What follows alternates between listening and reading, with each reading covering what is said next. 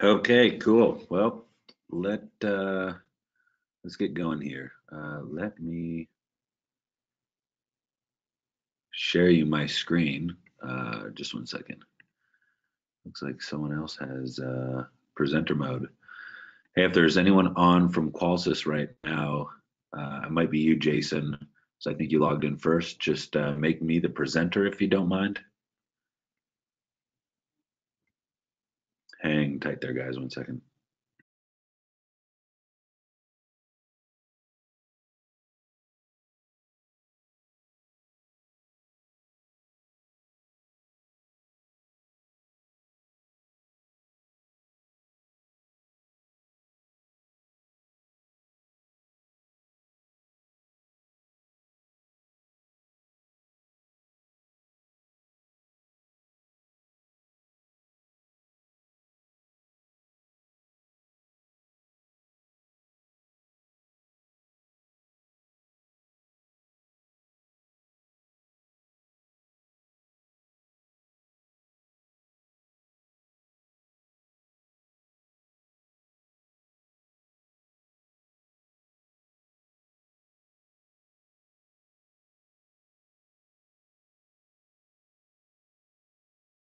Okay, everyone should see my screen now. Thank you. Sorry for the delay. Let's make this full screen for you real quick here. Okay, awesome. Well, again, thank you everyone for joining this morning or this afternoon, wherever you may be. Today will be a little quicker, probably about an hour.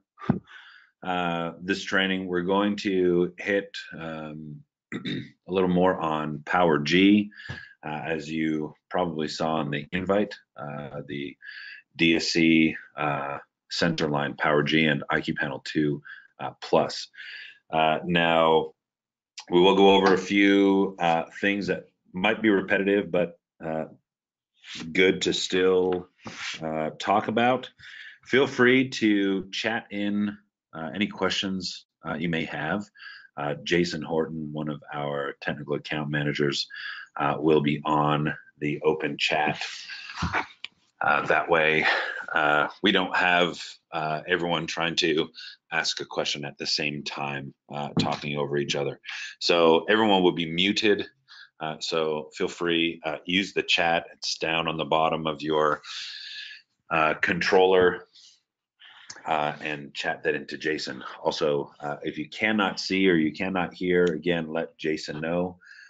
He'll shoot me a message, and hopefully everything should go smooth. So let's get moving. So IQ Panel 2 Plus, right off the bat, as everyone knows, or anyone that has seen our first generation versus our second generation and IQ Panel 2 Plus, or just really anything else out in the field, we really do pride ourselves on making a very pretty product, very consumer friendly, and not only consumer friendly, but that meets the expectations of a consumer, right? Today, when you talk to consumers, these homeowners about security and smart home, they see lots of ads and things, and whether it be on a Best Buy shelf or on TV, something pretty, right? They think their smartphone or a tablet that should be able to control everything. So therefore, we wanted to build, of course, IQ Panel 2 and 2 Plus to meet those expectations, right, of what a consumer thinks should be on their wall controlling their home. So something with, better touchscreen. Everything we have today has pretty much a touchscreen in our vehicles, pockets, on our desks, and so forth.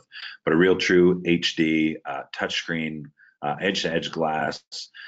The camera in the front, which we began as well with the first generation panel, is a 5 megapixel camera.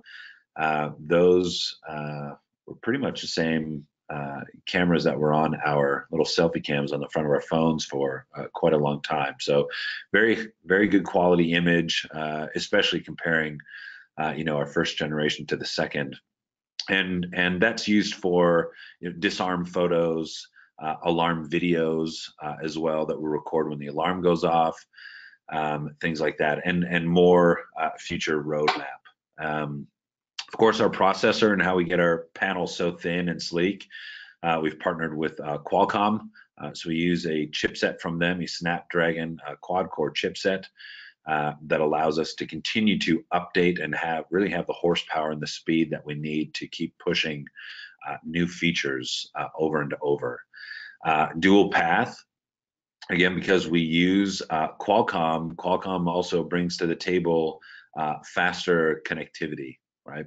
So Wi-Fi is on board in every panel, both 2.4 and 5 gigahertz AC, as well as LTE. So this comes in, and we'll talk about SKUs and things later, but this comes in a variety of flavors depending on, of course, where you are in North America or elsewhere. TELUS, AT&T, Verizon, et cetera, et cetera. So, but dual path really bringing the whole point of having those two different communication paths is that intelligent redundancy, right? Is not actually having a failover from one communication path to another if one happens to fail or a cell tower goes down, but two signals essentially sent at the exact same time over two different paths. Therefore, it is essentially a race to alarm.com, which we speak directly to alarm.com for everything. So any of you that may be wondering how we talk to a central station, we actually technically do not, other than, of course, two-way voice gets routed to the panel, right? But everything goes through alarm.com. So it's essentially this race to alarm.com, whichever gets there faster or quickest, then that signal is, of course, forwarded or acted upon. The other you do not see, right? So you'll never actually see this duplicate signal at all. Alarm.com does their, black magic in the background. So our ecosystem of sensors and things and connected things are growing, and growing. Hence the point of this webinar today. So Z-Wave Plus, and of course we support legacy Z-Wave as well. Bluetooth Low Energy comes with Qualcomm. So we use Bluetooth Low Energy for disarming the panel. Again, we won't talk about some of these things today, but you can disarm your panel when it is armed to away mode only.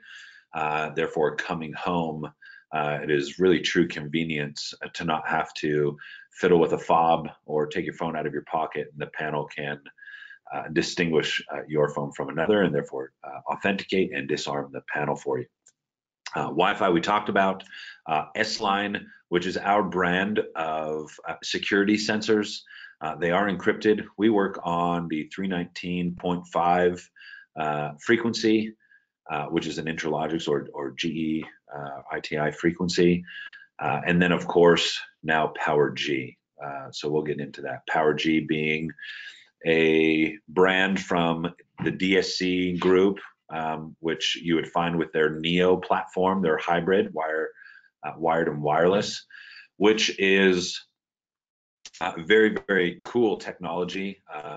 128-bit encryption, very basically banking level encryption, 50 channels frequency hopping. So it is of a 900 megahertz frequency. However, it has the ability on that band to hop around within 50 separate channels. Therefore, if any sort of interference happens to be on one channel versus another, or more on one channel than another, it is able to hop to another to always be free and clear and get the signal through to a sensor and the controller, right? They are two-way communicating devices, whereas typical RF sensors that you would find, for example, on our panel or a 345 or 433 sensor are a one-way device, right? Where a sensor strictly talks to the panel over and over and over again, whereas the PowerG device goes both ways. Okay, so and of course, probably one of the biggest things that everyone knows about or so eager to use is their range, right? So because of the technology they use with managing power, and their batteries, their board, and hopping channels and so forth, they're actually able to get a very, very far range. Typically on a Neo panel, you can get up to 1.2-ish miles open air. On our panel, you know, it is a little different, and I will say this off the bat: we are not a Neo panel, right? We're not a hardwired, you know, hybrid panel with a receiver that's you know, wired up to the top of the building, that can see and you know, essentially radiate and give you, you know, phenomenal range like that. We are an all-in-one, therefore our architecture is much different, right? There's a screen and radios and all these things, but having said that, we still get great range, many times more than what we use currently today. So this is a big thing for us, and we'll get into that. We talked about Wi-Fi. Android, of course, is huge, right? So Android makes it possible for us to do software updates and to bring you all of these new features, okay, which we'll run into real fast. And then, of course, right, the user interface. Very simple, very sleek. Again, going back to what a consumer or homeowner expects, being able to swipe pages for each page. Now, one customer over another may have a completely different layout. One customer may have lights and thermostats. Another may simply only have a garage door or locks. But the cool thing is that all of these pages are dynamic, just like your phone. So if they do or do not have something, they may or may not see it. If I do not have a lights page, but I have a lock and a thermostat with my system, I will never see a page for lights, as to not confuse and to overwhelm and what's this for, what's this for. So it shows you what you have, right? So very cool, very dynamic, to not confuse and to overwhelm, you know, your homeowner.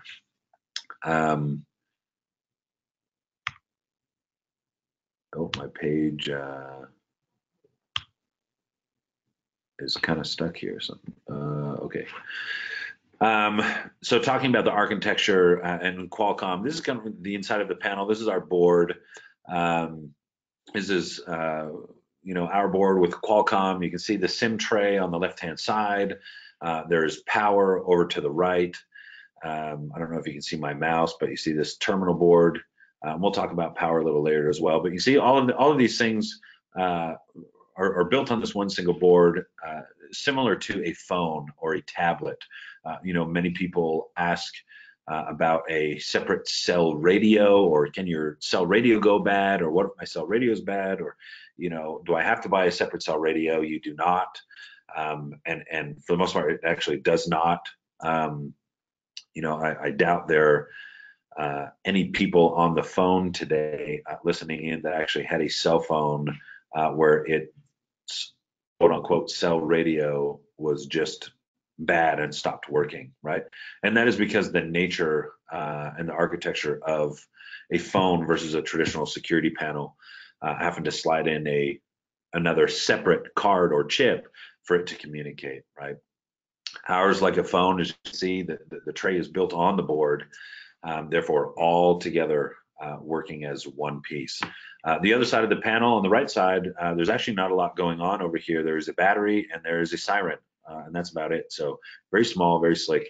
Now, on top of this board, this Qualcomm and our you know, security board basically had to turn our platform, our cell phone platform, our system on a chip, as we can see on the page, right, with all of these things that come standard on this board: Bluetooth, our wireless access point, Wi-Fi, LTE. We had to turn this into a security panel, right? This is not just going to talk to RF devices. My phone cannot just speak to a Z-Wave device, right?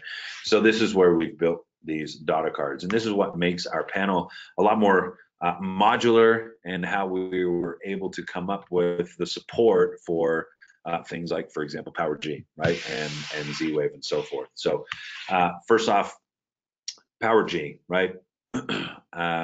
We talked about that a little bit before. AES encryption, This comes from DSC, separate brand that they spun into this technology. Now, IQ Panel 2 Plus comes standard. You always have a PowerG card on an IQ Panel 2 Plus.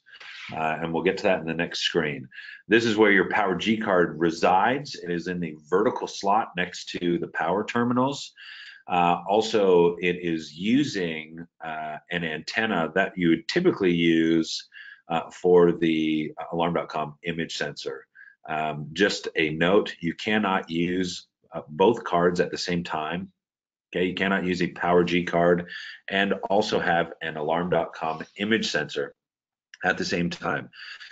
Reason being is the Alarm.com image sensor works on a very, very similar frequency, a 900 megahertz frequency. So the antenna that would traditionally be used for the image sensor data card is being used for the PowerG card. Now, having said that, there are alternatives. Excuse me, DSC, and we'll talk about a few of their devices, but DSC does make a handful of devices that do capture image also. We'll talk about the differences of those, as well as what, their limitations, what they can and what they cannot do, and perhaps versus what you may traditionally use them for on a Neo alarm panel, right? So now, PowerG, our security RF radio, these panels will have both cards always, the IQ Panel 2 Plus. However, this security RF card can be different, and that's based upon the SKU you purchase, which we'll talk about the next page here. Through whether it be 319, 345, or 433, each will have its own antenna, the little white antenna. Okay, that is not a cellular antenna.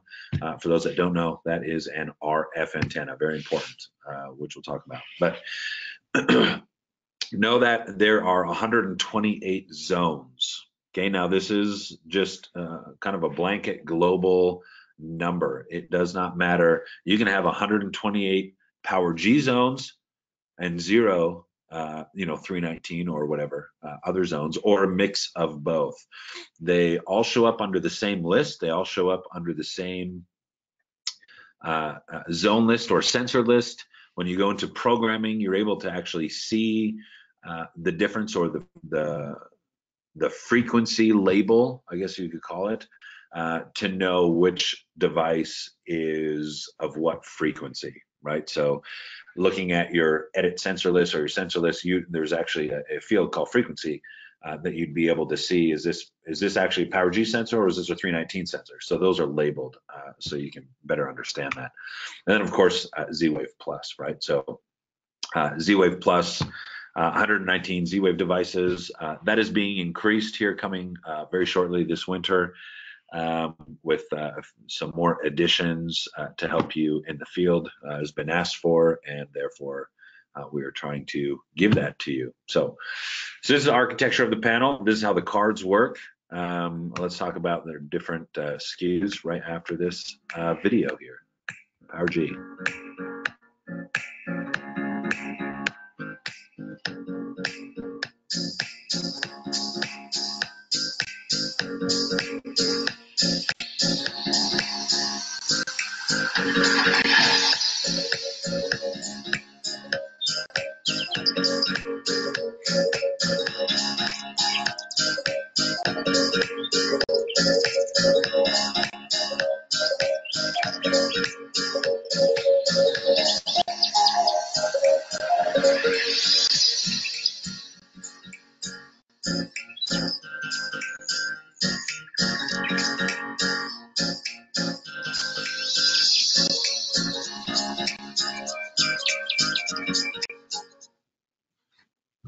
Okay, cool little video there. So dual SRF, you may hear this terminology come from us in some of our marketing. This is basically how we are marketing our new SKUs, the IQ Panel 2 Plus, to have what we call dual SRF, right? So 2 different frequency flavors working in tandem, working side by side with one another. Now, for any asking in the chat or whatever, there are not separate cards. You cannot buy cards and kind of mix and match as you please. You also cannot have two lower band frequencies working at the same time. For example, you cannot have a 319.5, Colsys Interlogix card working at the same time or installed at the same time as another 345 low band RF security radio. Okay, too much interference. They do not play nice with one another. Excuse me. The antennas also pose an issue, right, with interference and range. So therefore, the nature of PowerG and it being such a different frequency and using a different type of antenna, we're able to put that in every panel. So actually kind of a bonus for everyone else. So dual FRF working at the same time. These are 3 new SKUs, IQ Panel 2 Plus. All, as you can see, have PowerG. For those on the, I guess, watching, if you want to, you can see down below, there's all the part numbers. So I would suggest perhaps writing them down while we stick on this page for a minute. Therefore, you can order some as they become available. Now, PowerG and 319 support. That supports, of course, our S-line sensors as well as Interlogix GE. That is super available right now. So go to town, order those, get some in, use them. 345 with 2 gig Honeywell support. Plus, again, you're getting PowerG at the same time. Those as well, I think right now they're a little more limited quantity. However, feel free to place an order if they're not available at that moment or your distributor does not have them at that moment. Again, put your name on the list, right? Get in there and get a handful of panels. If you are a dealer that traditionally had a lot of 2 gig or Honeywell panels, this will be great for you, right? For upgrading and especially from the 3G accounts to LTE and so forth. So get your name on the list, place pre-order, make sure you can get them as soon as they're available. And that goes with DSC 433 support as well. So again, probably even more so, a bit of a limited quantity,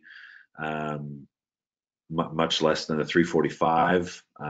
But again, write down the part numbers, get your name on the list, submit an order, pre-order, so that way, they don't hit your distributor and they're gone before you ever saw them. So get with that. So anyway, so 3 different SKUs, right? Each has PowerG, one or the other. Now, a lot of people ask, oh man, now I have to carry 3 different SKUs all the time, and that's going to be a hassle.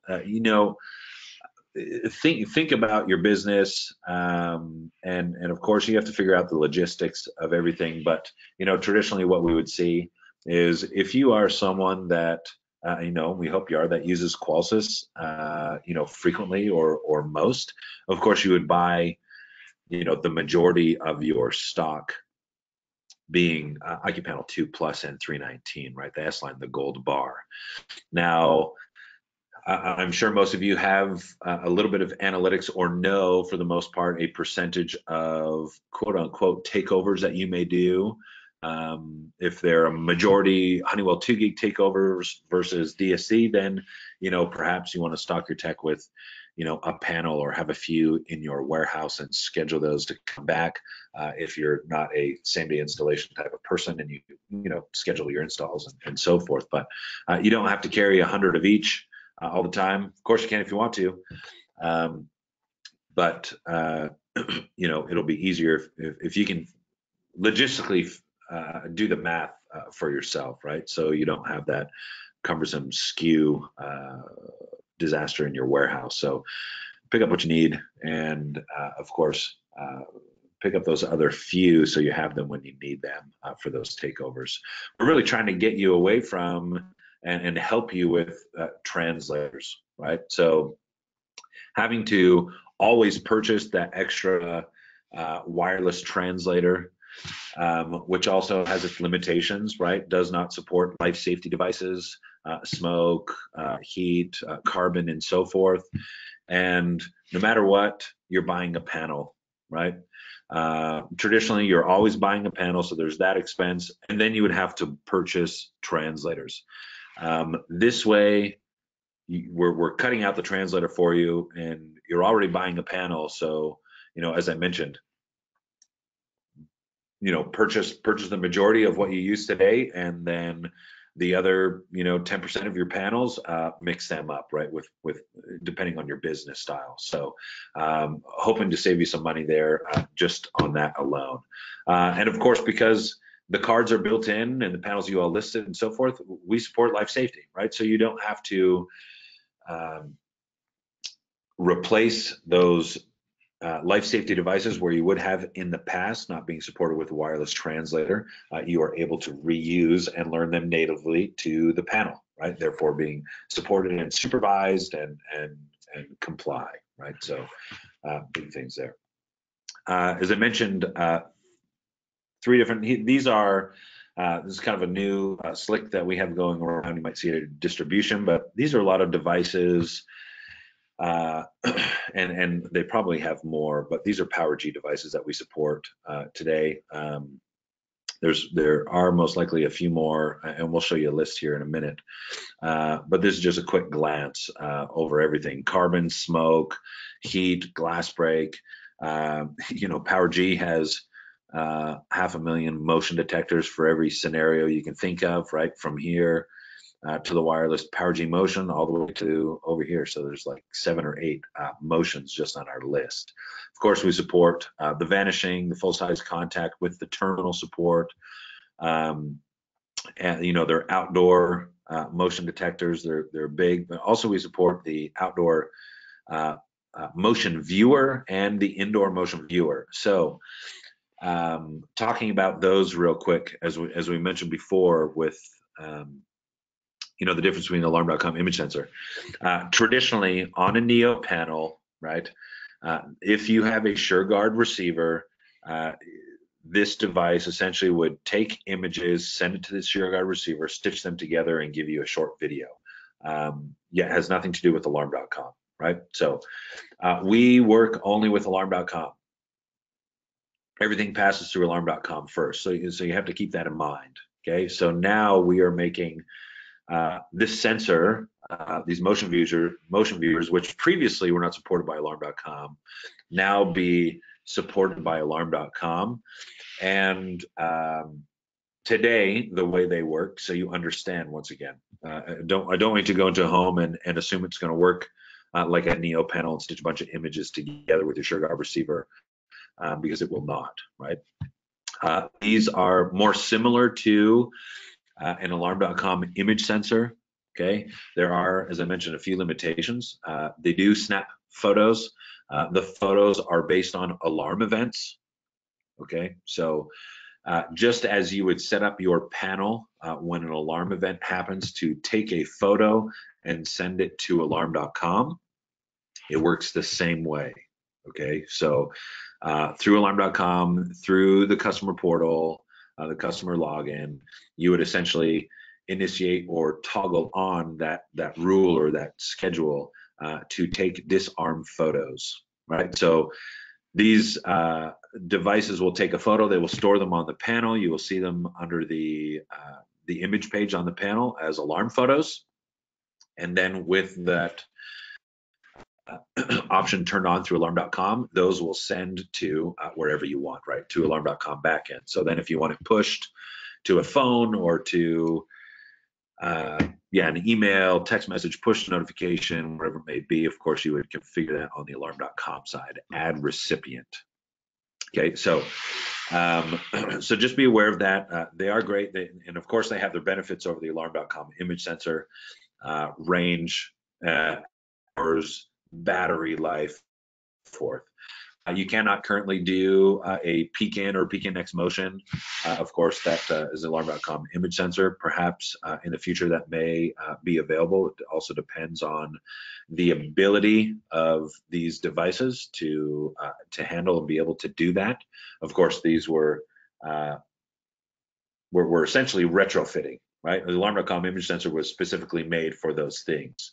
So we're doing everything we can to, since we robbed the antenna, doing everything we can to make these as close to an image sensor as possible. So repeaters are supported. You can have up to 8 PowerG repeaters. Okay, so as I mentioned before, with range and on the video, around 4 times the range. So as your traditional sensor, you can do open air tests all day long. I can quote you numbers, but of course, I'm not going to, because then you're going to hang me later if it's not what I said it was. So 4 times range, you'll just get phenomenal range. And then, of course, for anyone that knows the Neo panel and the PowerG devices, it is because of the technology and being able to manage power and signal strength, right? The further it is, it's going to scream louder, I'm open. The closer it is to panel, it's going to whisper essentially, right? And not use all that battery power to get its signal across. So especially, I worked in Canada a ton. It's very big in Canada for all those acreages and or detached garages and so forth. It just really opens a whole new world.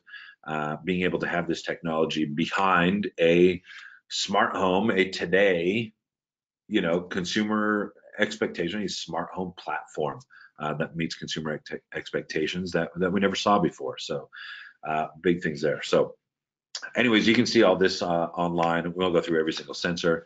Of course, we have our sensors as well, right? Our S-line products.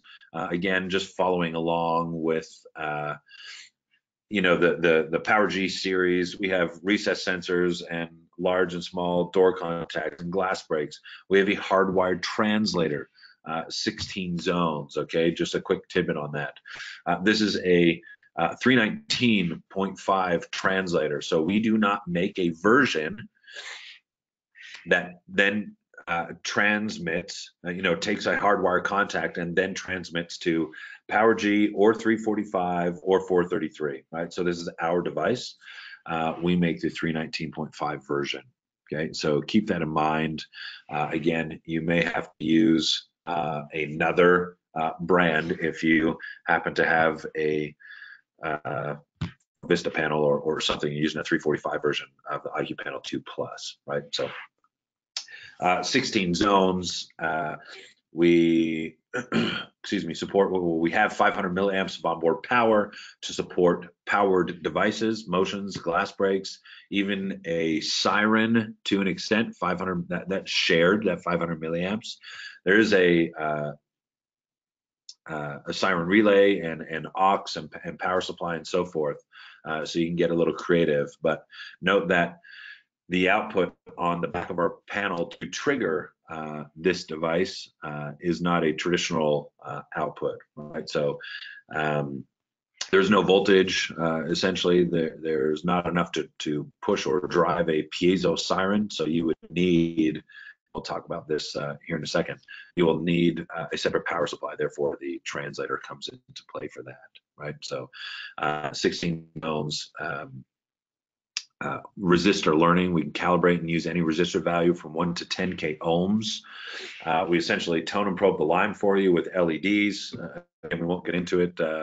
Come to, again, another webinar. We have these every Monday, and they probably will be a little more themed from here on out, rather than our generic, 3-hour technical training. If you're looking for something like that, please feel free, shoot us a message.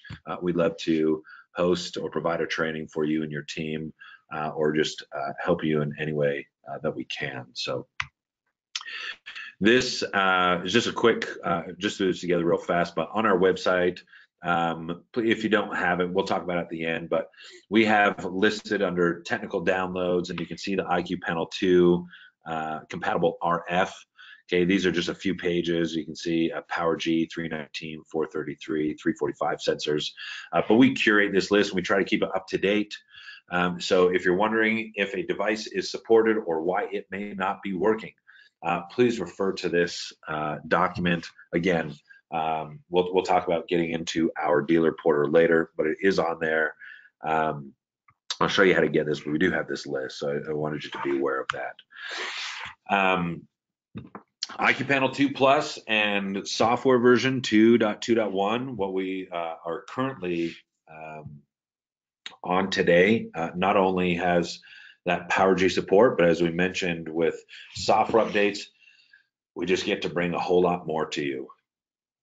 Doorbell to the camera, right? Doorbell to the screen. So your Skybell can be viewed and answered and talked back and forth, as we call live answer, on the panel screen. Very, very cool. So be sure that your alarm.com has those, your alarm.com account has those permissions. You should. The way you would find this is you've paired a doorbell with alarm.com. Of course, you've enabled that support through the dealer portal. It's all set up at your customer's home. They're on the same network, okay? And then under the customer portal, the login, you would go to video, of course, select Skybell, and you need to authorize these things. One, you need to authorize that Skybell can send notifications to your panel. So that way, whether if you want motion or just the ding dong push to be sent to your panel, therefore you'd get that pop up, right, that your doorbell is ringing, as well as the live view, not only for this, but the alarm.com cameras. You can see there's a little video here, and that's what it looks like essentially, right? Just like the app, lock and unlock and grant access and hold to talk and hang up and so forth. But then also live view on the panel. These have to be authorized, right? Just like the Skybell. So this is a customer privacy thing. They have to go onto their website under video settings. You will see a new option. You usually see video motion on demand or VMD.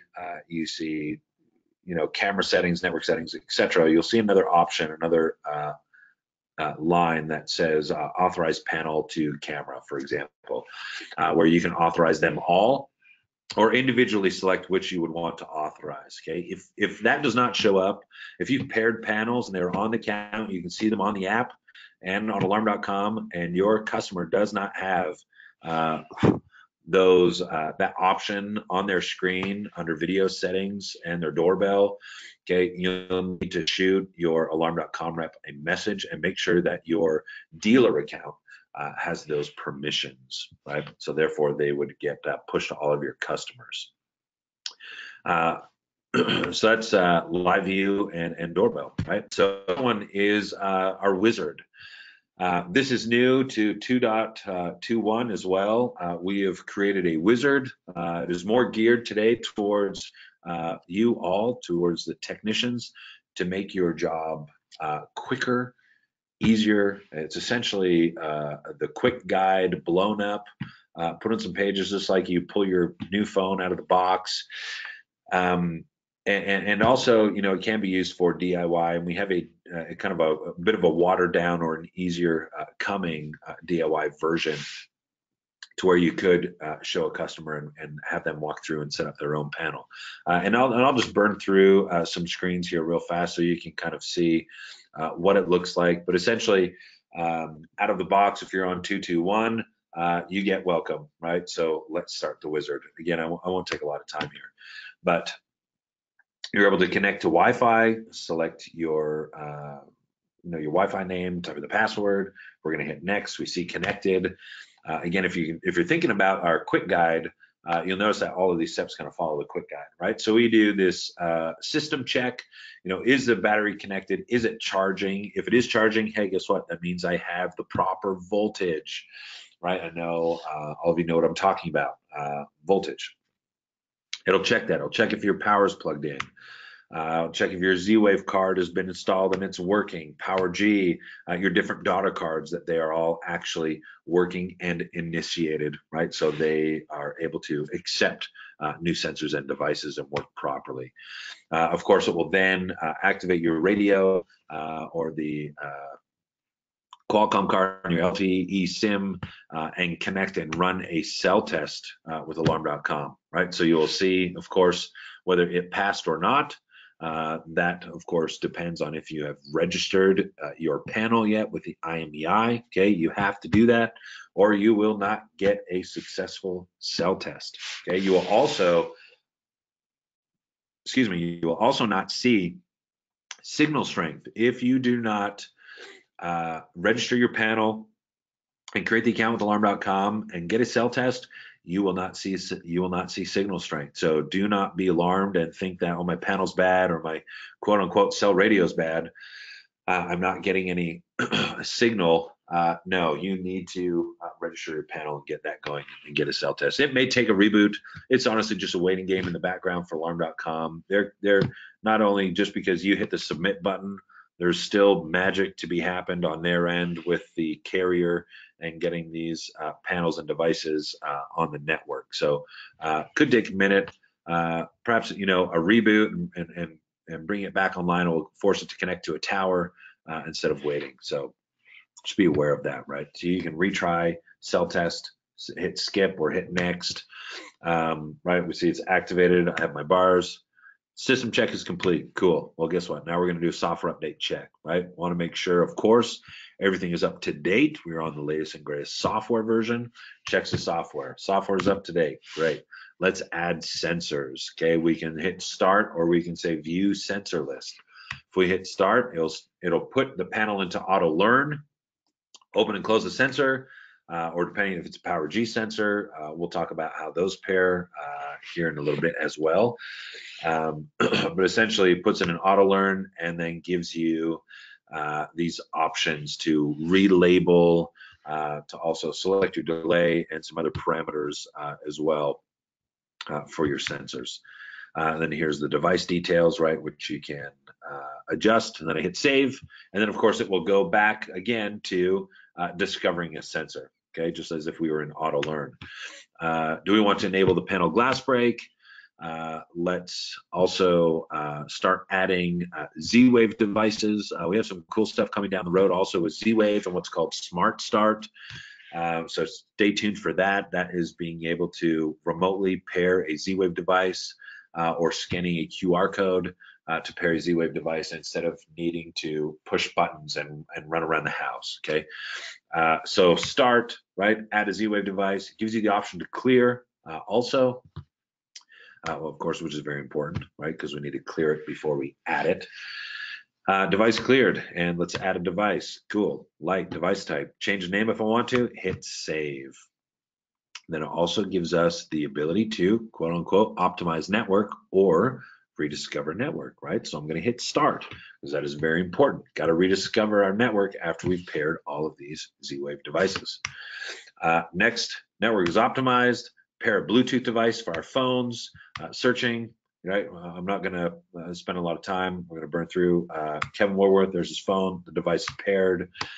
Adding users, you're able to add users right here on the screen. So you can see this whole wizard is just essentially your entire programming. Now, if you use templates, it's even more powerful, right? Because now with the templates, those other little options that you would traditionally change, delay times, and so forth, or die delays, whatever it may be, timer test, those can be set already. And when you hit the cell test, those will be downloaded to your panel, right? Those settings. So now really all you ever have to do is stay on the wizard and you're done. And then you can test your panel without having to actually navigate through all the settings. So very simple, very powerful, easy for you all. It also makes a technician consistent, right, with programming as well, templates and going through the wizard. So there you go. So wiring diagram, as I mentioned, just wanted to chat. We've gone through some programming. We need to set up the panel. Power is very important. I'm sure all of you have or have had your woes with power and our panel. It does, it doesn't require a lot of power, right? Essentially, so 5.5 volts is what we've always shipped with. Now, you do have the ability to order a new power supply. It is a 7-volt power supply. There are requirements for that, okay, FYI. Your panel, and you can write this down, and I'll also tell you the part number here, but you need to make sure your panel, we had to do a few little changes to be able to support the 7-volt power supply and UL and all that jazz, so we can get a longer wire run for you, okay? You have to make sure your panel is of the latest or later hardware revisions or hardware versions, okay, where we made those changes. To check that and to know is if you look on your panel serial number, usually you'll see on the box an IMEI, and you also see a serial number, 2 little barcodes, or under the about section under hardware. Your serial number usually starts something like Q, V as in Victor, 0, 1. That's pretty common. You need to look at the 5th digit. Okay, so QV01 is 4, and then the next one, 5th digit. That you will most likely see, or could see, a D as in Delta, E as in Edward, F as in Frank. For the most part, D as in Delta should be all out and used and so forth. And you're most likely from your distributor seeing a lot of Echoes and Franks. Okay, you need to be at least an Echo to be able to use the 7-volt power supply. So if you try to use a 7-volt power supply on a Delta hardware version, it just simply doesn't matter if you spool out 200 feet and try to force voltage drop, the panel is not going to accept that power supply. Okay, so E is an Echo at least, and then of course there's F as in Frank. Okay, to use that 7-volt power supply. The part number for that 7-volt power supply is Q, right, as in Colsys, R as in Ronald, 0051-840. Okay, so I'm going to say it again, and if you can't remember it, ask Jason. He'll chat it into you. But Colsys Romeo QR 0051-840. So you can order if you need one here and there for a hardwire takeover. You need a bit of longer wire run. You can order those power supplies.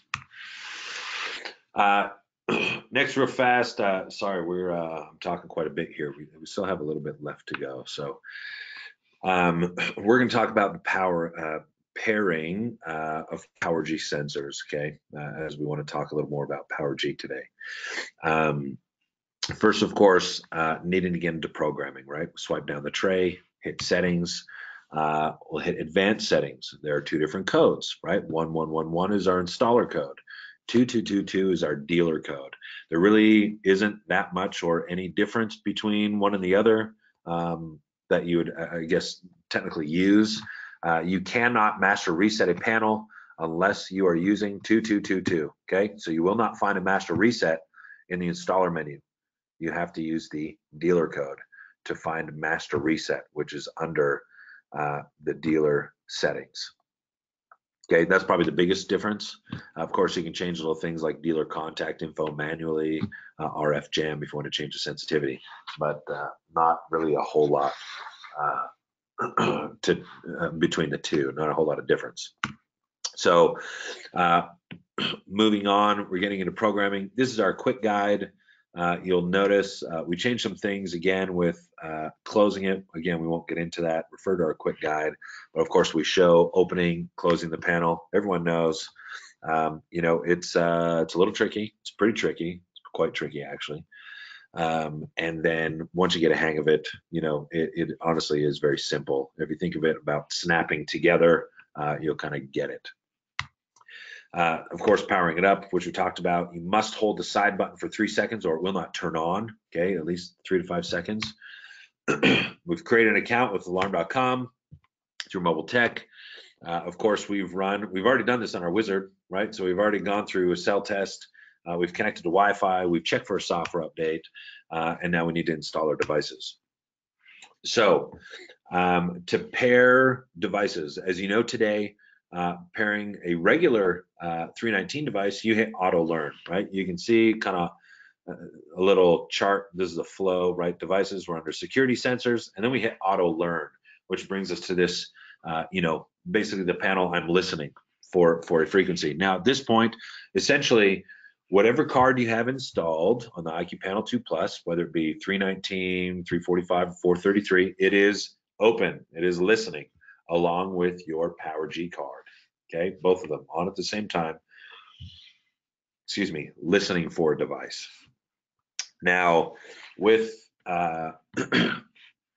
with any of the other frequencies, of course, you can tamper or trip, open close, and they'll ping at the panel. Of course, the only thing that is different between those is, of course, your Honeywell 2 gig sensors. You will be presented with additional loop options, right? Very important. But then PowerG,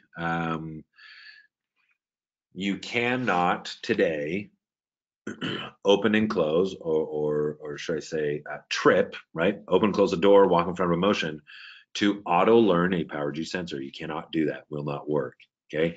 PowerG, because of, again, the type and technology and being two-way, it needs to communicate and get a receipt from the panel. Okay. And also it calibrates power and the distance and so forth. Okay. So on every single PowerG device, again, I would urge you to, if you're unfamiliar with PowerG and you're using PowerG devices, refer to their manuals that come in the box. They have a ton of detail, and I swear those will save you from a lot of headaches. So every PowerG device has its own way or own button in its own location to pair to a panel. It is a specific learn button. Okay, it's not the tamper button. It's not open and close the read switch or walk in front of a motion. There is a learn button. Okay, every PowerG device also has an LED that indicates like a walk test mode, signal strength, and also activations. Okay, so you'll see it blink essentially if it opens and closes during your walk test mode. Okay, these are very important. When you're pairing a PowerG device, of course, we're in auto learn. Okay, on my panel, it is listening. The PowerG card is active. The learn button is inside the sensor. Okay, on the board. So again, each device is different. There may be a couple layers, like the larger outdoor motion sensor, because it is rated outdoor. There's a couple layers to that thing. So you've got to open, 2 pieces of plastic to get to that learn button. Okay, a vanishing, they're thinner contact. You pop the cover open, and you will see very close to the tamper switch, there's a little button by the LED. When you're in auto learn, you need to press and hold the PowerG learn button. Okay, until you see the LED go yellow or orange, whatever you want to call it. It's kind of in between both, but you will see it go yellow or orange. Then you can release it.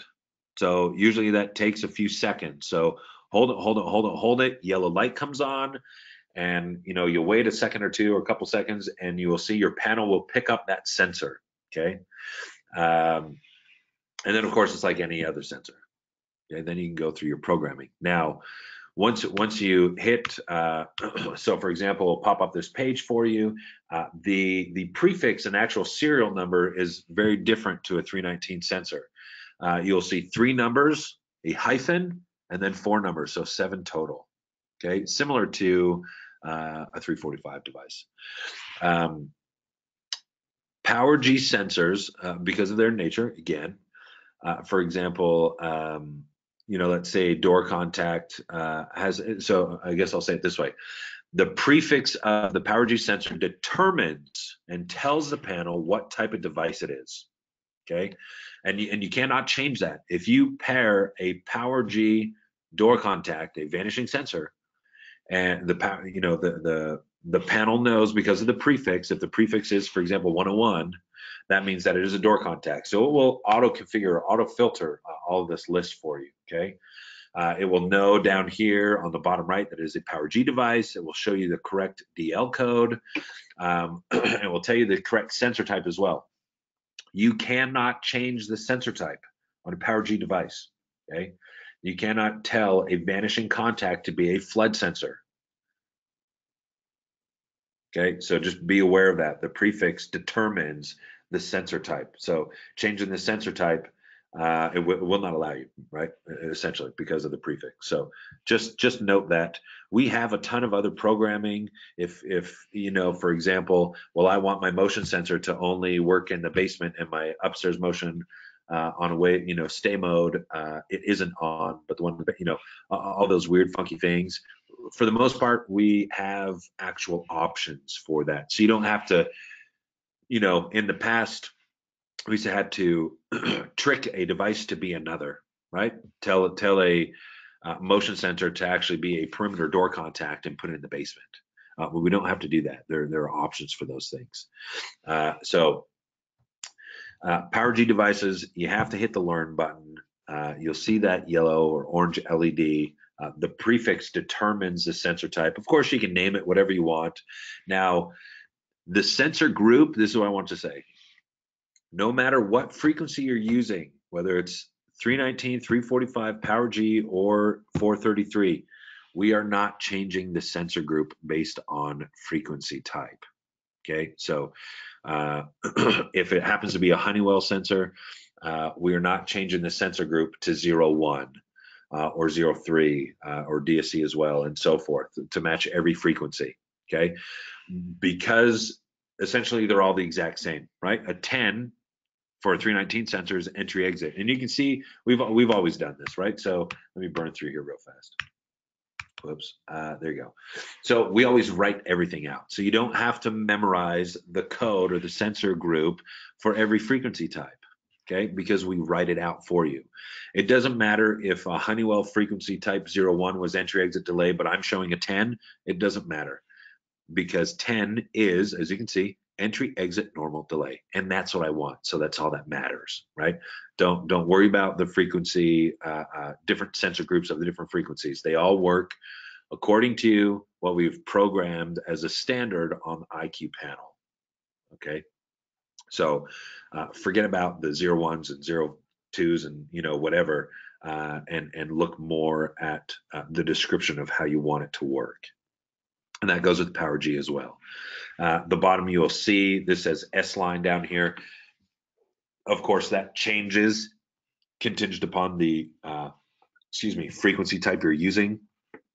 So if you learned a PowerG device, it's going to flip to PowerG. If the next device I learned in is a 345 sensor, because I'm using the IQ Panel 2 Plus 345, guess what? The next one's 345.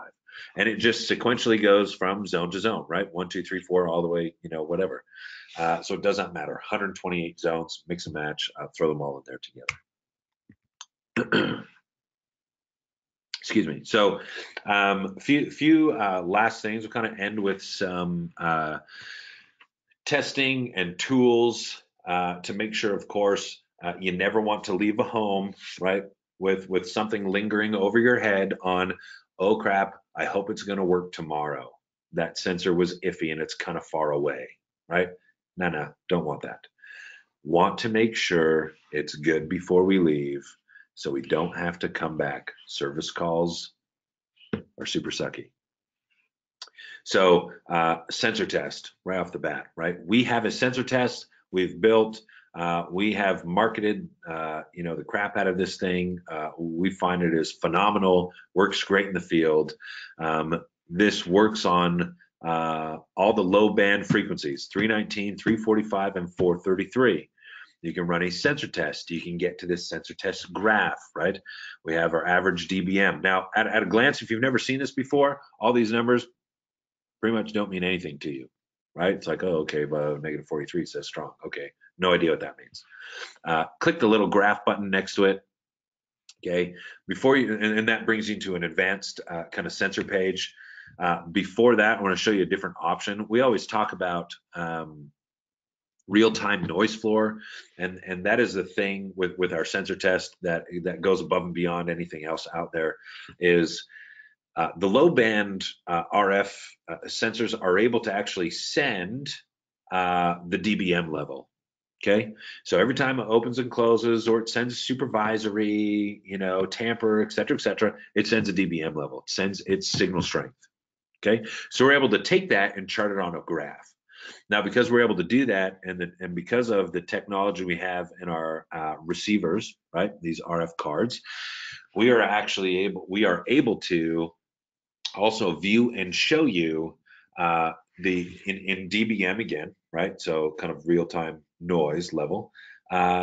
What else is going on? What else is going on in the air? What kind of interference can I expect in this home on the sensor frequency that I'm working with? So on this same sensor page, I can hit this little settings and I can select real-time noise floor. And these little dots, you see this is actually moving. You can't see it on my page. I don't have it moving on my page, but if you do this on a panel, you will see really fewer dots, one, maybe two, and then you'll see more and more and more and more. But anyways, it'll move across the page, showing you the real-time noise floor. At this level of the negative dBm, at this level, this is where you're going to find there and below, below being below on the graph, but technically, yeah. So below in numbers, right, is where you're going to find all this noise, right? All of this kind of interference that could cause an issue with my sensor. You want to make sure that this real-time noise floor is low, right? If this is up high in your graph or closer to zero, you know, negative 40, negative 50 dBm, it's usually where your sensor tends to lie. You're going to have some major issues because there's so much noise in that home that is so loud, it's essentially operating and causing so much disturbance that it is at the same level that your sensor would transmit at. Therefore, your panel then would not be able to distinguish the difference between, hey, I'm open, I'm an alarm, or I'm closed, versus white noise and just the rest of the crap in the air. Okay, that's why this page is so good and so important. Okay, so going to the next page, remember I talked about, we hit this little graph here. So that last one we touched, you know, the little settings icon, real-time noise floor. So then we chart that on an actual graph. So you hit this little graph and it brings us to this page. Okay, so, and sorry for this screenshot, there's actually a weird little text thing right here.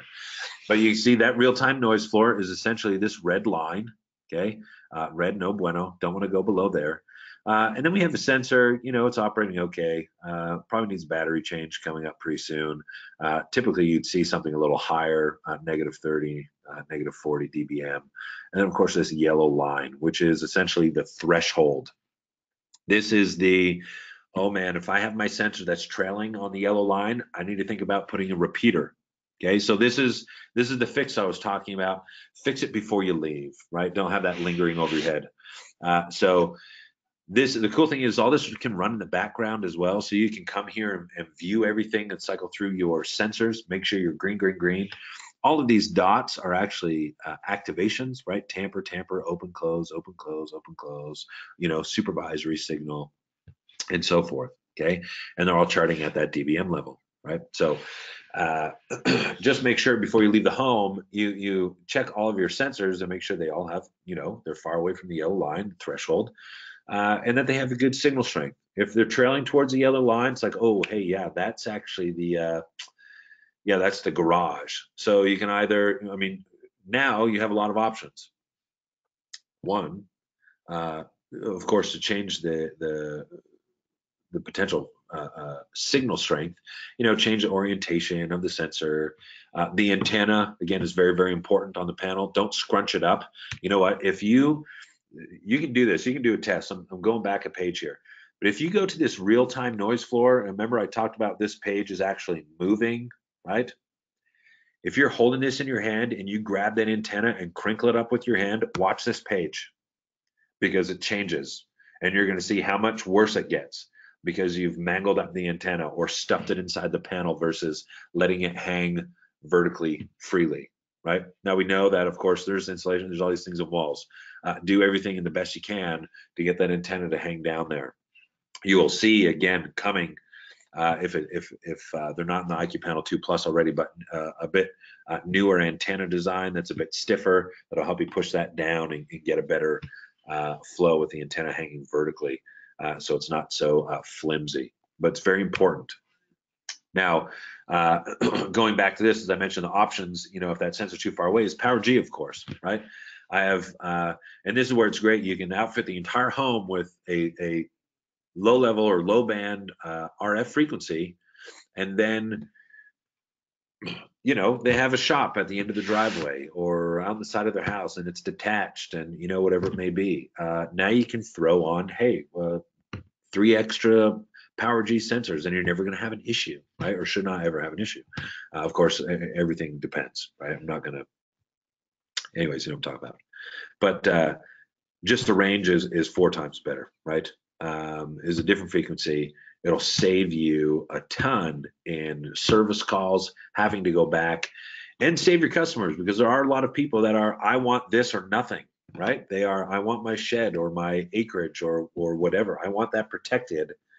And a lot of times, you know, whether you have to walk away, you're trenching a line to get some hardwired line out there to make it work because you want the deal. Well, that, you know, a lot of time and money, and sometimes it doesn't work, and you know, you lose it. So we're giving that ability, right? We give, and large homes where we traditionally have to buy a bunch of repeaters, and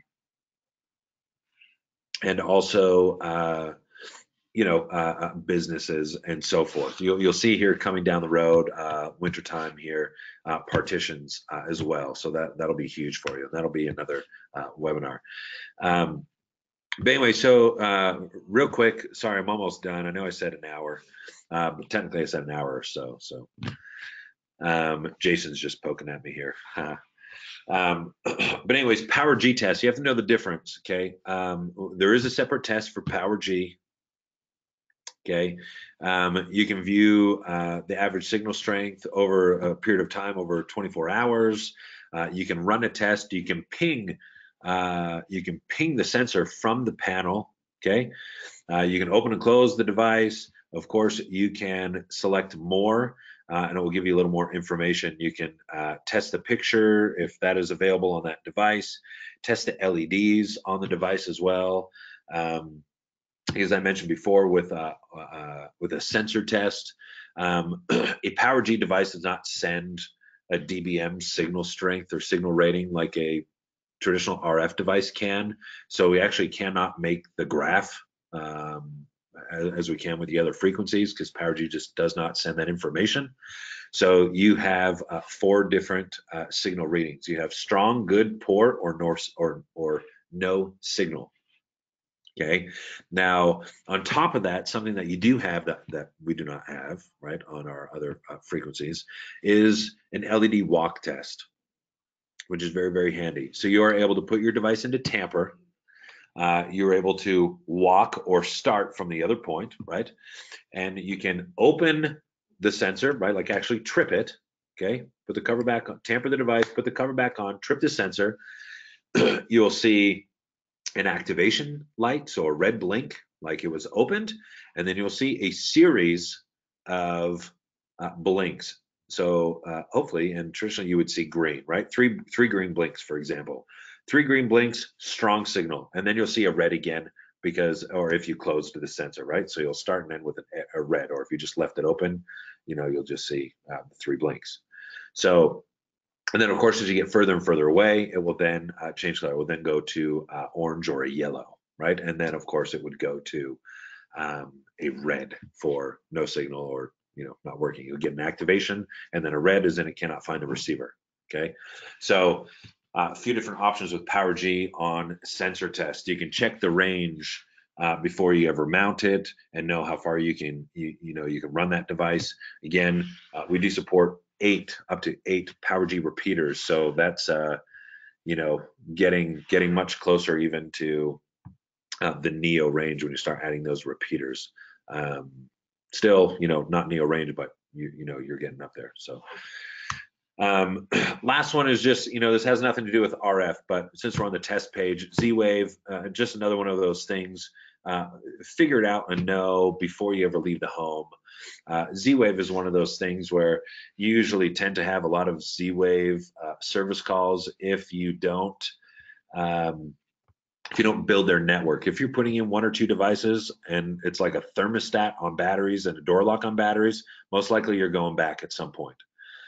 Because not only for low battery, but because they're also not repeating devices, right?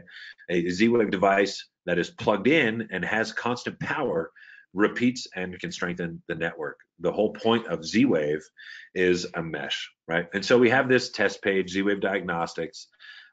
This was a picture of my home. Lots of Z-Wave devices. I like, I have in-wall switches and so forth, but you kind of just get a glimpse real fast at Z-Wave and the different Z-Wave Plus, Z-Wave Legacy or 300 series.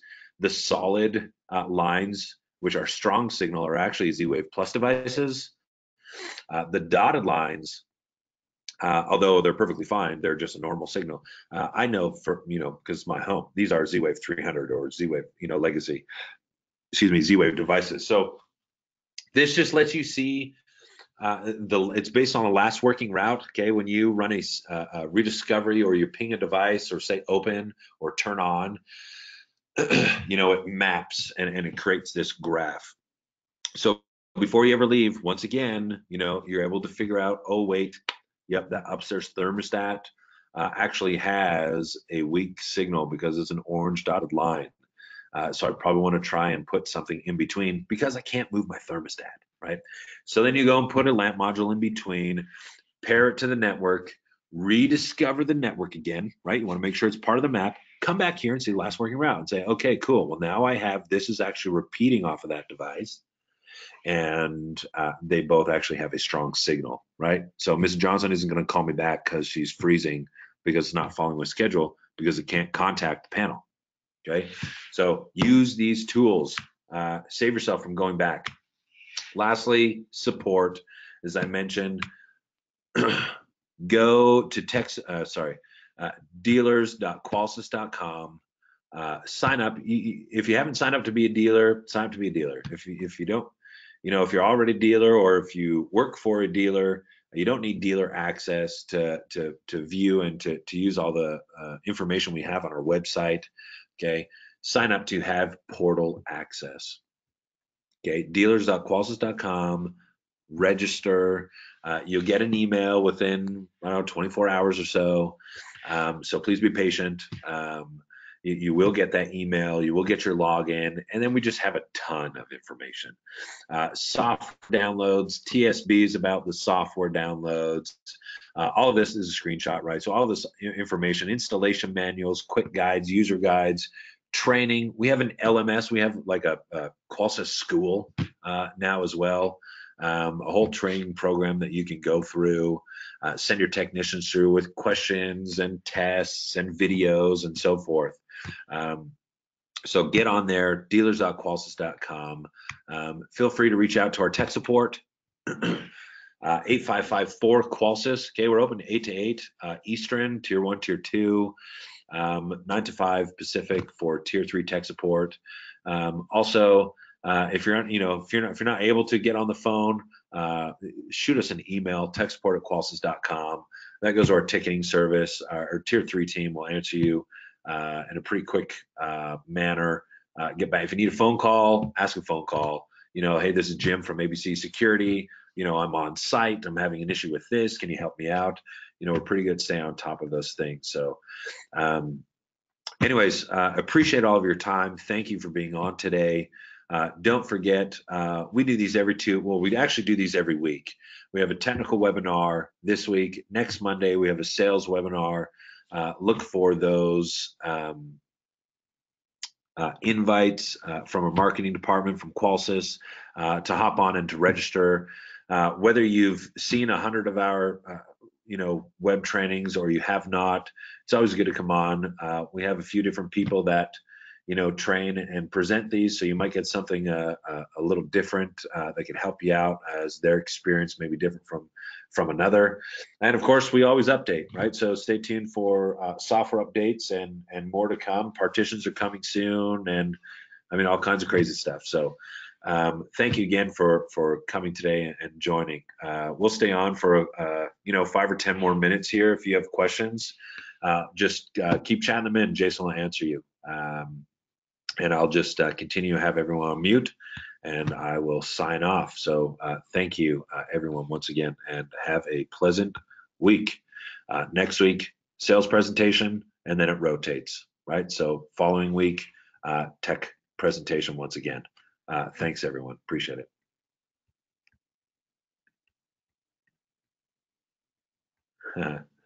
Looks like I can't even end my own thing, huh?